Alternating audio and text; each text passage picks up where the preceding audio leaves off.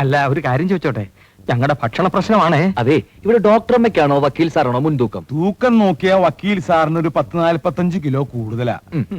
പക്ഷെ ഇവിടെ തൂക്കല്ലല്ലോ പ്രശ്നം. ദേ ഇപ്പൊ നിസ്സാരൊരു കാര്യം പറയാം.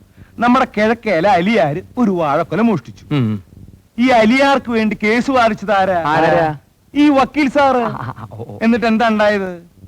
6 കൊല്ലം കഠിന തടവിന് ശിക്ഷിച്ചു. ഇപ്പോഴും അലിയാരകത്താ. അന്ന് നിർത്തി ഇയാളുമായിട്ടുള്ള എന്റെ ഗുമസ്തപ്പണി. അല്ല, ഞാനിങ്ങനെ തമാശക്ക് ഒരു ഉദാഹരണം പറഞ്ഞതേ ഉള്ളൂ. അത് പോട്ടെ. ഇനി ഡോക്ടറോ? ഇയാളുടെ തന്നെയല്ലേ ഭാര്യ. എത്രത്തോളം ഉണ്ടാവും നമുക്കറിയാലോ. ദേ ഇനി ഒരു സത്യം കൂടി പറയാം.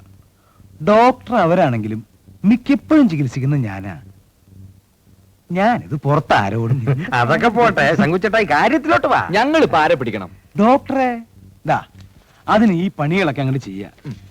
ഡോക്ടറമ്മേ പിണക്കരുത്. പിണക്കിയാ അറിയാലോ, പഴയ തട്ടുകട. ദേ